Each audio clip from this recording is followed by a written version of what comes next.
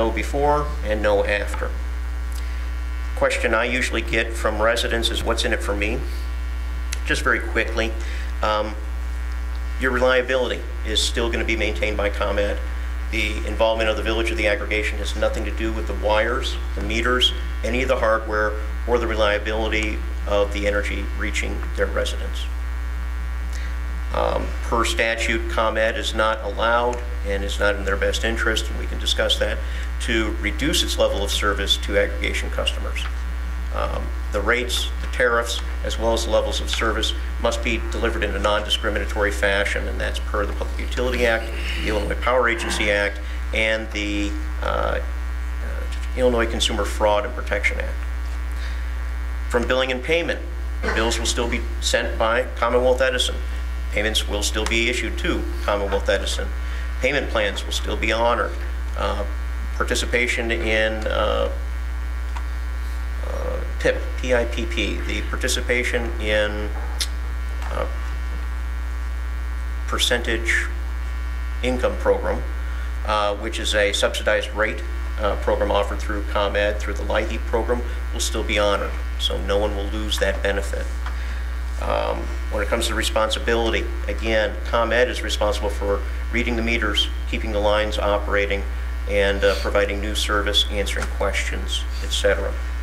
And as for accuracy, again, it comes to ComEd. I know it's redundant, but these are questions that are very specific, and they typically come up from residents. Who do I call? The answer is ComEd. All we're doing is negotiating the line item price that appears on the bill every month. Moving on to the last page, next steps. Of course, we have the referendum tomorrow.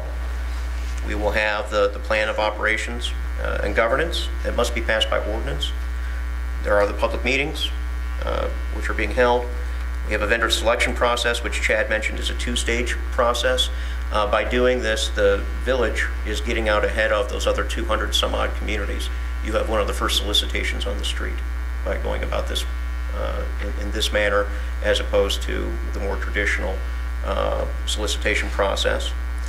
Your opt-out notices are going to be sent as described to all residents, and then account enrollment is the process by which every account that seeks to be in the pool is labeled in the ComEd billing system. The pricing is changed for their billing purposes, and there's no interruption of service, there's no change in the billing cycle, it's just a change in a number on the bill. Thank you for your attention, and I'm happy to answer any questions. One question. Yes, sir. The last item you just mentioned. Is it going to be the responsibility of each individual resident to notify ComEd that they want to opt in, or are they automatically opted in based on the passing of the referendum and have to opt out? You're correct. They are automatically included in the pool unless they notify the aggregation program by mail, email, or 800 number that they wish to not be part of the program. And they will maintain that right after the commencement of the program. Gentleman in back. Would this program apply to like the school district? I would guess not. The maximums, the statute sets a cap in terms of the size of accounts that can be included in the aggregation program, and that cap is 100 kW, 100 kilowatts. A McDonald's restaurant is about the size, the maximum size you would expect. So a school being larger might not qualify. But you know, as we said in other communities, if the school district needs some help in trying to find a supplier, we're happy to do that. I mean, they would follow a process, a solicitation process very similar to this. Gentlemen. If a resident has already signed up for a program and this referendum passes, would they be switched over to this new program, or would they have to opt out of it? They would not be automatically enrolled in this program. You've touched on an interesting point, and that's part of the management that needs to go on. When we're looking at McChesney Park in total, there's a few folks that probably wouldn't benefit from this. First would be anyone who has a pre-existing contract. They're not going to be automatically enrolled. They will be cut out. They can come in later, but we don't want to do anything that would cancel their contract, because canceling a contract many times brings about fees, penalties. So we don't want to do that.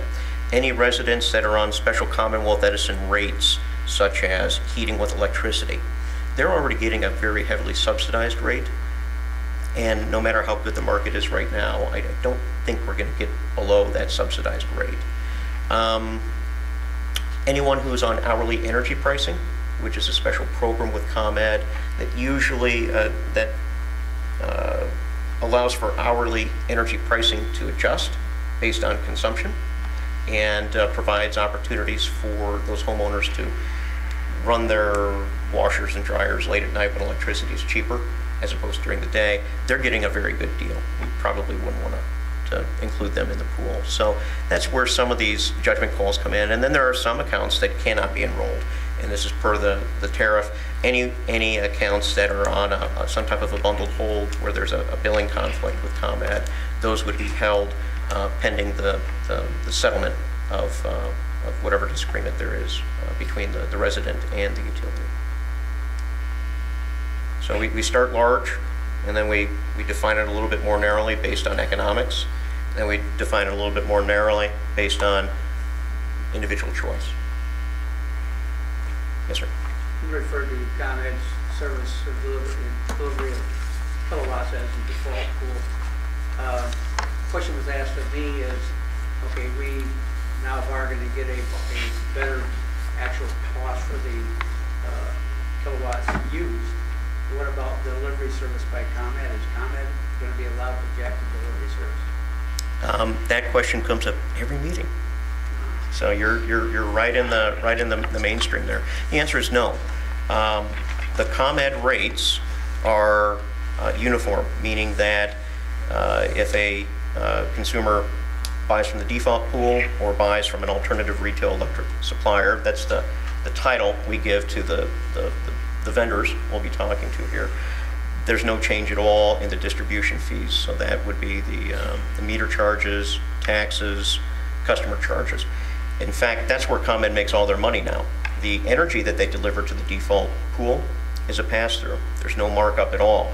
So from ComEd's perspective, whether that energy is sourced through their default process or sourced from an alternative retail electric supplier, they're revenue neutral.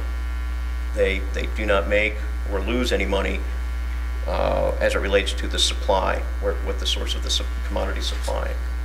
Does that make sense or answer your question? That's my question. The Illinois Commerce Commission then sets the rates of these charges that the ComEd's allowed to use. Absolutely. And that's the rate making process that usually hits the news stories more often than not.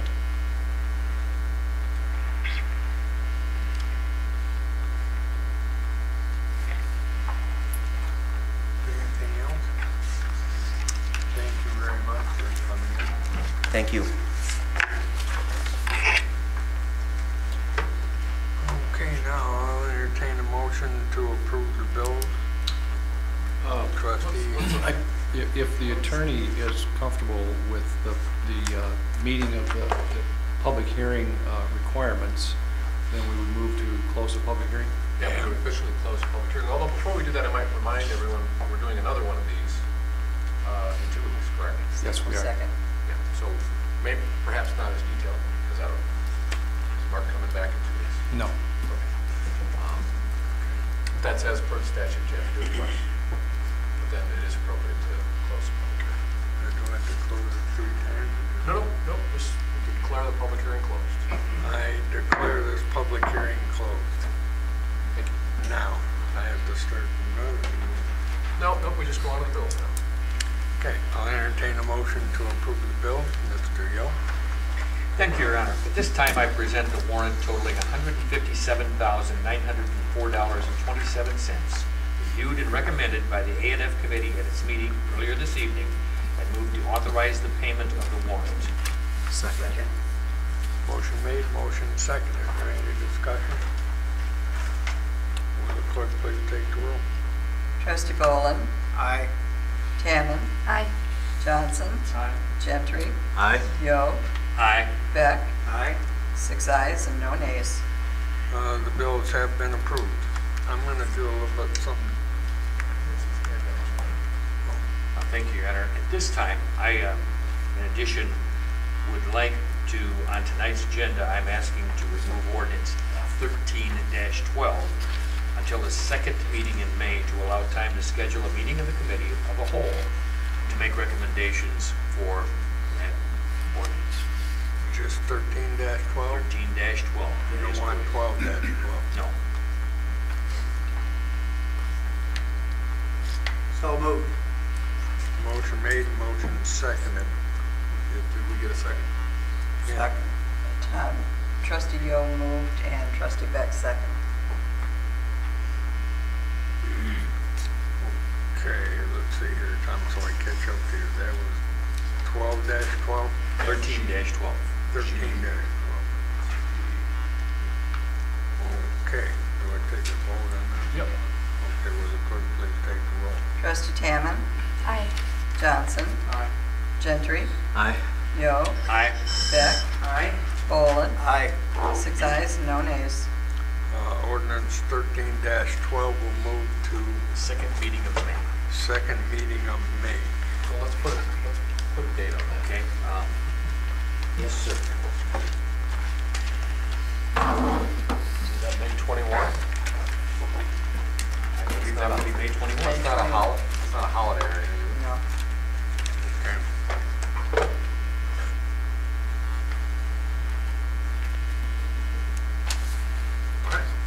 Okay. Then I'll go back to administrative reports. I'm going to do a little different because Detective Robeson is sitting in for Rocco and he needs to go elsewhere. So I'm going to let him give the report. Thank you, Your Honor. Tonight I've got 2 reports, which include the report from the last board meeting. From the period of February 18th, 2012 through March 1st, 2012, the Sheriff's Department responded to 638 calls for service, made 260 traffic arrests, which included 8 DUIs and 50 criminal arrests. The second report is from the period of March 2nd, 2012 through March 15th, 2012. The Sheriff's Department responded to 817 calls for service. They made 377 traffic arrests, which included 7 DUIs and 32 criminal arrests. And that's all I have. Thank you, Detective. Thank you very much. Next I'll go to Attorney Tom Green. Oh, thank you, Your Honor. During the period from March 5 to March 19, the village appeared in court on 92 traffic cases, and that's all I have. Tom. Next I go to Community Development Coordinator Greg Anderson. Thank you, Your Honor. As of today, Illinois 173 began the next phase of construction from 251 east through the phase. Just be cautious and careful. They're restriping, they're putting up barricades, they're putting up a lot of different traffic patterns out there. Thank you, Your Honor. Thank you.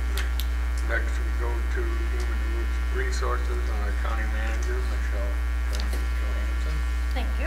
Last 2 weekends we've had the budget workshops and have come up with a balanced budget. So just a reminder that on April 2nd at 5:55 there will be a public hearing for the appropriations budget. And the document will be available for online for viewing, or people can stop into Village Hall and see it. Thank you, Michelle. Next we go to Committee and Trustee Reports. Trustee Bowen. Thank you, Your Honor. This evening, Public Improvement and Safety Committee met, and we moved 1 resolution to board agenda tonight and 2 resolutions to board agenda on April 2nd. Thank you. I missed something because I didn't see him there, so I scratched him up. Student liaison Tom Tammon is here. Sorry about that, Tom. Oh, no problem. Then I'll go back to you, Trustee Yo. Last week, or March 9th and 10th, was the mother-son and father-daughter dance, and those both went really well. There was record high of seniors there, I guess is how you say it. Most seniors we've ever had there, so that was good. And then upcoming events, April 2nd to the 9th is our